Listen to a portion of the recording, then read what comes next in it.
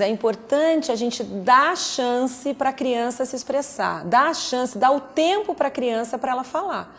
Porque o que acontece?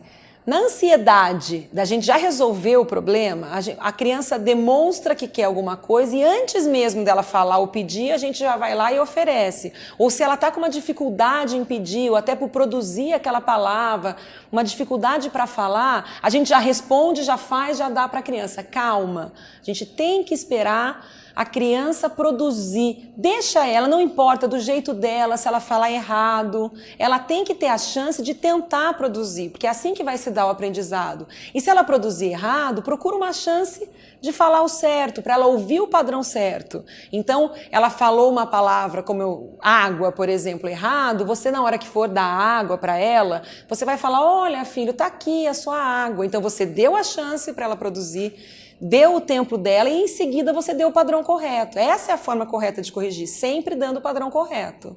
Não tem que ficar mostrando o erro toda hora para a criança. Se ela falar uma palavra errada, você repete numa outra frase de forma correta, para ela ter o padrão correto e não ficar toda hora corrigindo e consertando, mostrando, porque isso gera uma angústia na criança. Uma outra coisa importante é sempre fazer brincadeiras com as crianças usando sons.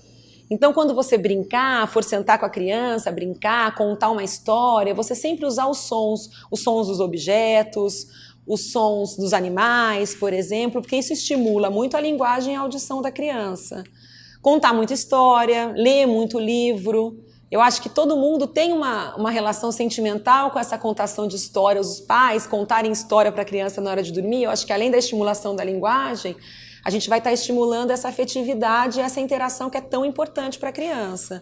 Uma outra dica importante é sempre usar a fala normal, a sua fala normal. Não ficar falando como um bebê, falar a palavra correta, conversar com a sua, dando entoação, claro, mas sempre com a sua voz normal, não imitando um bebezinho, porque os pais tendem a imitar um bebezinho, até porque a gente tem a sensação que você está dando mais carinho, que tem um afeto envolvido nisso. E a gente consegue passar isso com o olhar, com a entoação, não é usando palavras como um bebê fala, ou usando expressões de bebês, balbucios, fala com a voz normal, com a fala normal. Outra dica para estimular a criança, a audição, a fala e a linguagem da criança é brincadeiras musicais, é expor a criança a músicas infantis, porque aumenta muito o vocabulário da criança, é uma maneira divertida dela estar em contato com a linguagem. E claro que sempre músicas da faixa etária da criança, da idade da criança, né?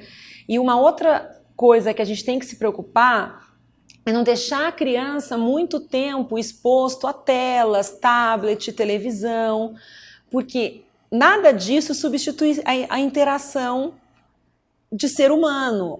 O aprendizado, como eu falei, é dado através da audição, mas da interação. Então, dessa interação pai e mãe, dessa brincadeira, muitas vezes essa tela tem uma informação muito passiva. A criança fica lá e não tem troca. Essa troca para o desenvolvimento da linguagem é muito importante. Quando você brinca com uma outra criança ou com um adulto, você está trocando. Numa tela, você só está recebendo. Então, o uso excessivo disso pode prejudicar o desenvolvimento de linguagem, de fala. Foi um prazer trazer esse conteúdo para vocês. Venha fazer parte dessa comunidade, se inscreva no canal Criar e Crescer.